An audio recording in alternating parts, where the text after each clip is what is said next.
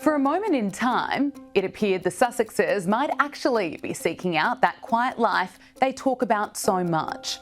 On the back of the Oprah interview, a 6-part series on Netflix, and a 416-page book, the former royals had become quiet by their standards. Apart from the odd LA red carpet, Harry and Meghan started to fade from the headlines. But that all changed in the last week. Their master plan was revealed. A website rebrand was launched and a new podcast deal for Meghan was announced. And then a casual Prince Harry interview on the Canadian slopes. The royal rebrand is in full swing and the Sussexes are back.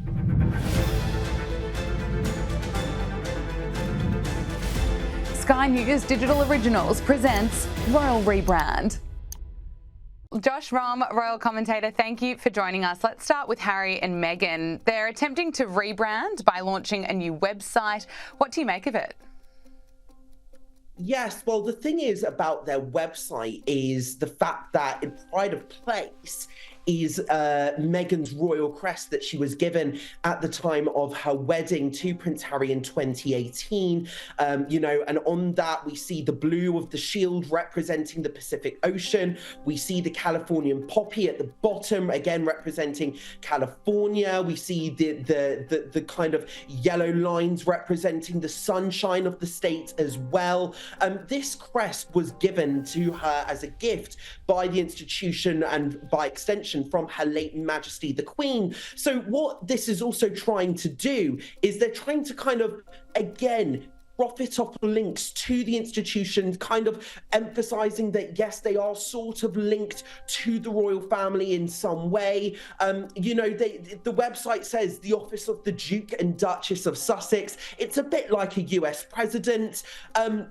And what they're trying to do as well is, it's the way in which they're describing themselves. Meghan is describing herself as a feminist and a champion for women equality, and Harry is a philanthropist as well. But the interesting thing is, it is very much similar to their old Sussex royal website as well, and there is linkage between the old Sussex royal website pointing to this new website as well. So this is once again kind of trying to subtly link themselves to the institution, bearing in mind that they've spent the last few years utterly slating and slamming the institution in every way.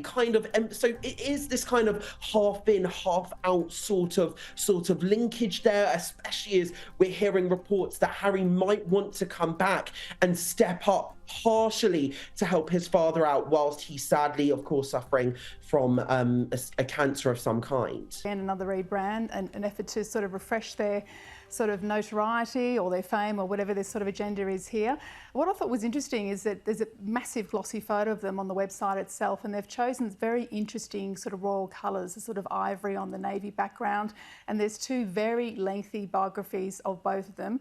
Harry's described as an environmental campaigner, an advocate for mental health, obviously a former veteran, military veteran, and a few other things. Meghan, of course, is described as a feminist and a champion of human rights as well. And I think the whole point here is for them, I guess, to get new commercial deals. And the criticism, of course, is by using the name Sussex, they're commercialising their royal ties, the royal family, of course, which they have shunned and criticised at every opportunity. Look, in a lot of ways, I think we've seen this coming for a while. They've been drip-feeding bits of information for some time about this next chapter. Meghan spoke about on the red carpet at a variety event. It was mentioned even in Omid Scobie's book at the end of last year, and he's known to be quite sympathetic to the Sussexes. And he even said that, they'd struggled to find their purpose initially, and there'd been a bit of a scattergun approach to their duties or their role after leaving the royal family. So, look, these rebrands, I think this is actually the 4th now since they've been married, but they are in need of a full reset. So in a lot of ways, this makes sense because it has been messy since they've branched out on their own.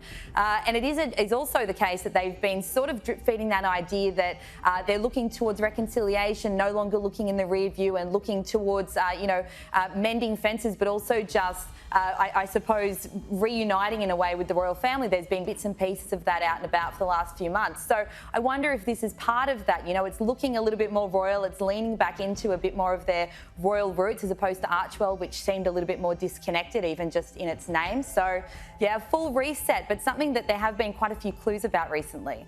We know that Meghan's podcast with Spotify, their $20 million contract was cancelled after one season of Archetypes, apparently because it didn't meet certain production standards. But I'm also suspecting that Spotify were cognizant of the fact that her star had sort of waned a little bit. Now she's signed with a new deal with Lemonada, which produces, which is a female-owned company, which produces the podcast of the likes of Sarah Silverman. She's very excited about this. She clearly wants to kind of go down the podcast route. But again, you do have to question whether this will be a success, at least as they're hoping for, what even their definition of success is.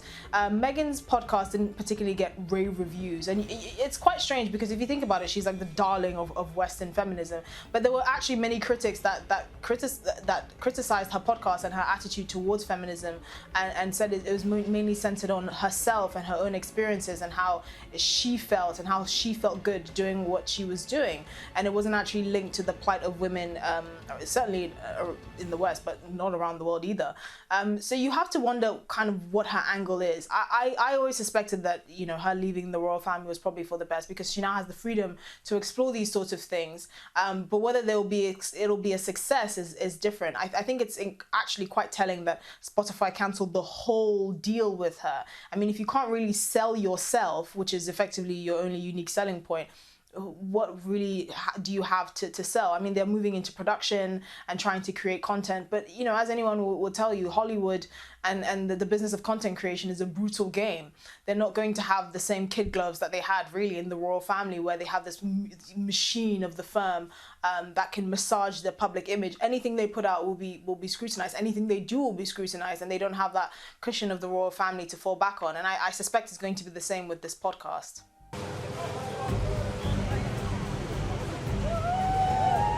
How's this rebrand landing with people in the UK?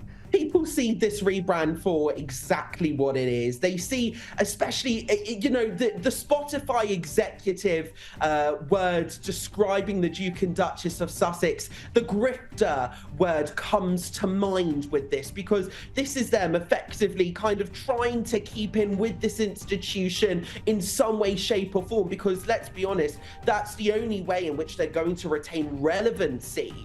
And, you know, the only reason why people pay them any sort of attention is because of the role in which this institution provided for them, the platforms that this institution provided for them. You know, we look at Meghan Markle's acting career. Okay, yes, Suits had modest success within Hollywood, but she was hardly Angelina Jolie. She wasn't at the top of the A-list circuit. You know, I know certain sources have told me within the tabloids that actually before she was a royal, how she and her former press person, her press representative and her agents would be meeting the tabloids to try and get Meghan into the press to further her career. So, you know, she wasn't this A-list actress. And bearing in mind, she's only been elevated to the world stage because of Prince Harry. But what I also find very ironic here is, you know, Meghan Markle and Prince Harry, they've, you know, it's been reported that they've been falling out with celebrities left, right and center.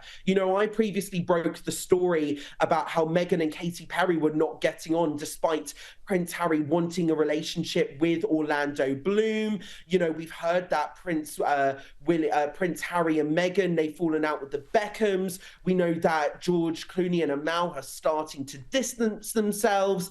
And what's so ironic is, okay, they're trying to retain relevance in Hollywood and they're trying to further their careers in Hollywood with the likes of Netflix and Spotify. But actually, it was Prince William last night who was attending the BAFTAs, surrounded by the great and the good of Hollywood, surrounded by the likes of Emma Stone, Ryan Gosling, Cate Blanchett, of course, from Australia. You know, it's Prince William that attended an air ambulance event with the likes of Tom Cruise, Mission Impossible's Tom Cruise. So I find it almost sort of ironic that Prince Harry and Meghan are trying to make it in Hollywood, but yet it's the King and Prince William that are receiving more support from the great and good of stage and screen. The Hollywood life is something Harry and Meghan have been seeking out by moving to California, looking to mingle with different celebrities and attending award shows. But the future king, Prince William, is seemingly having more success on the red carpet than the Sussexes. It appears that Harry and Meghan are unsuccessfully making it in Hollywood, and people just tend to warm to Prince William. High-profile appearances just recently at the BAFTA Awards. Are we going to see Prince William step in for the king as his father undergoes cancer treatment?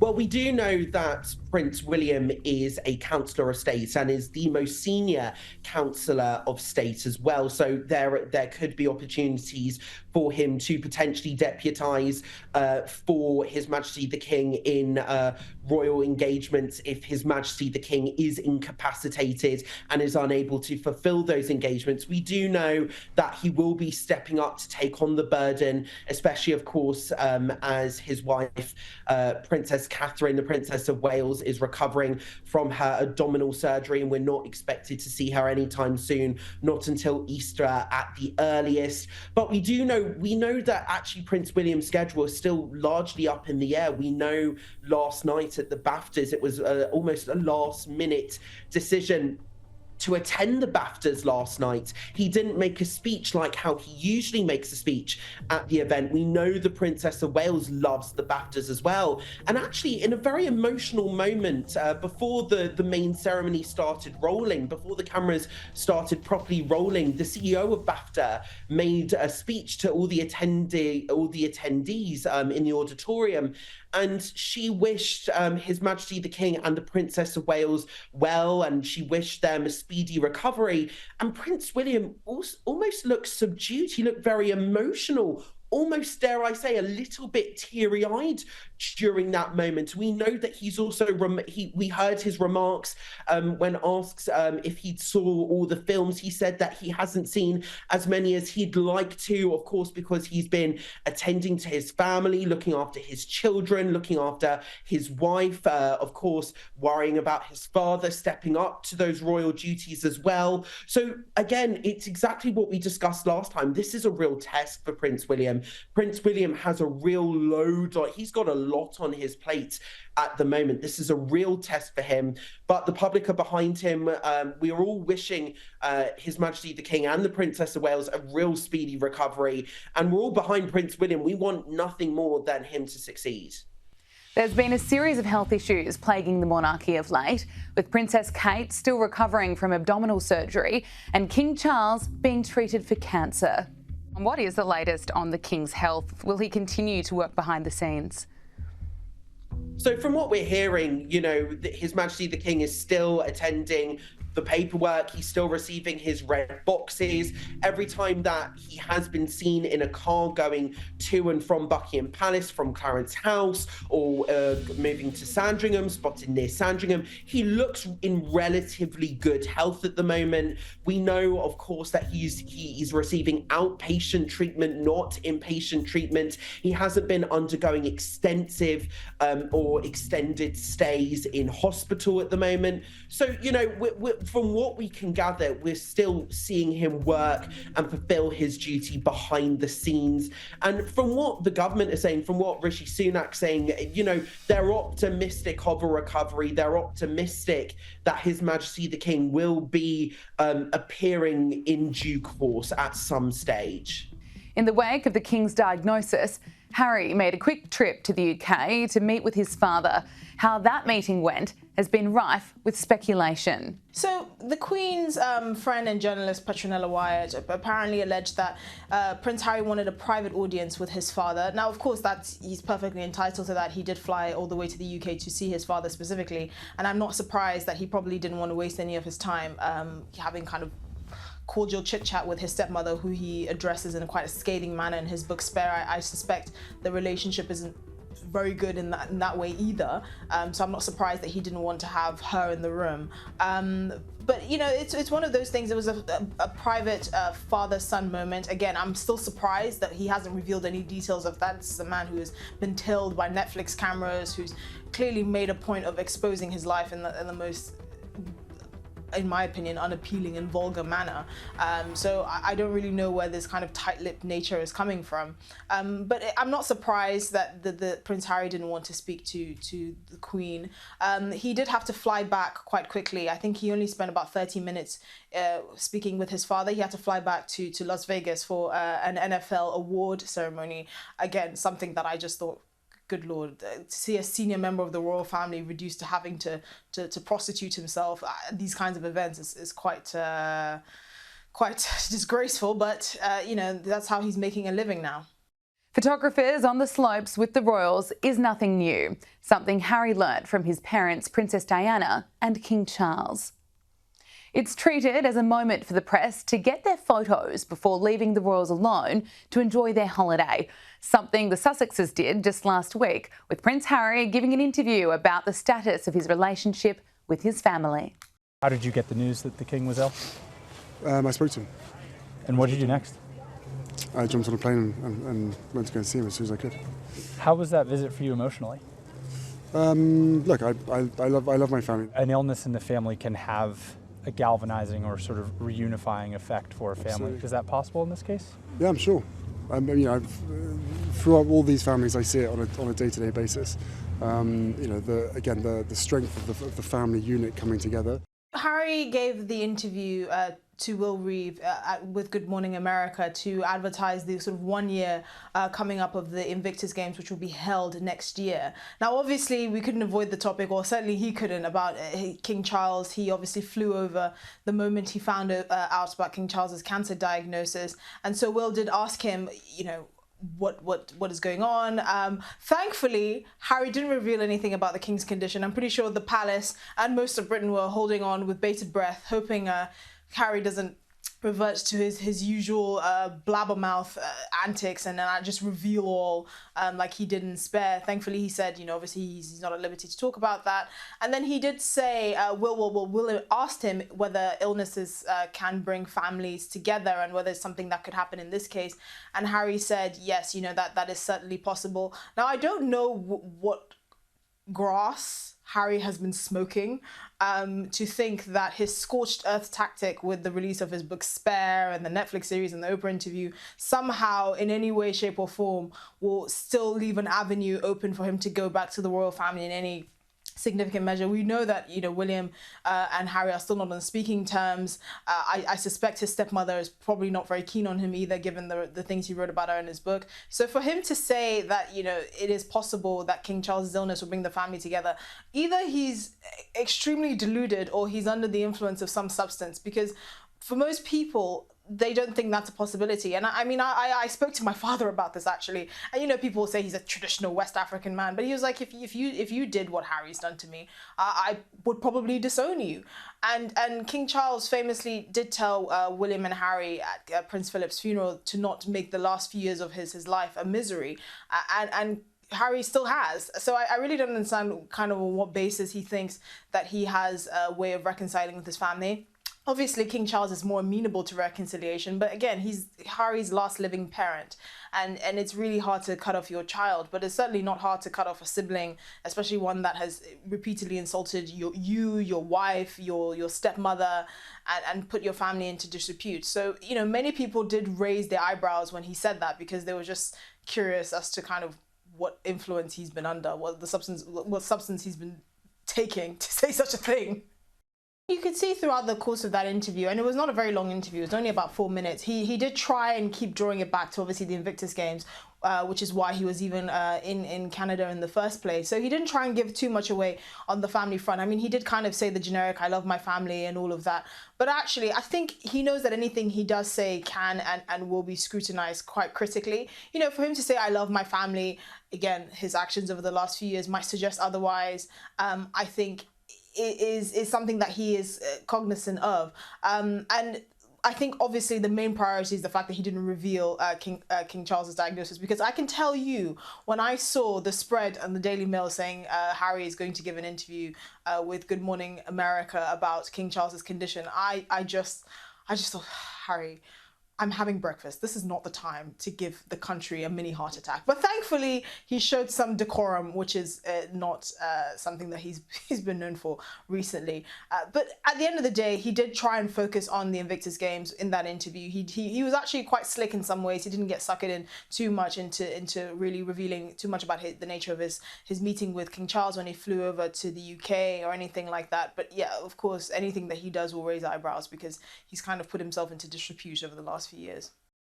Alongside probably, you know, Prince Andrew's and a long list of deplorables in the past, Prince Harry is probably one of the most disliked men in Britain. He's still technically a Councillor of State, but since he's not an active working royal alongside Prince Andrew, he will not be called up to take on any duties. And this is something that the palace has probably made clear, that it would be very unlikely, especially given the influence that William will have. William will inherit his father's role. I suspect he feels a sense of duty to actually just keeping the royal family and the monarchy in a place that's not just, you know, just a gossip fest, basically. And so I think that the royal family knows that it wouldn't go down too well with the British public. They're not tone deaf. I mean, that's one of the reasons why the institution has survived for as long as it has. You know, public opinion does matter. But it doesn't surprise me that there are these allegations that Prince Harry would be happy to step in. You have to remember when he and Meghan decided to step back from being active members of the royal family, they actually wanted to have sort of a hybrid working model. So have a life in North America where they could have some sort of privacy, but also undertake duties on behalf of the monarch as and when they could. And this was a proposal that was firmly rejected. You know, you can't have one foot in and one foot out. And so in many ways they felt forced out. So I'm not surprised that that's an idea that Prince Harry would be completely against. But at the end of the day, you know, the status quo has calcified. There's too much that has happened. Prince Harry will not be received well, and neither will his wife, who I'm assuming most people probably liken her to Yoko Ono in many ways. So it's not something that would happen, absolutely not. And Prince William would certainly not let it happen. The royal rebrand is in full swing. Harry and Meghan are seemingly back, and their plans for a quiet life once again on hold.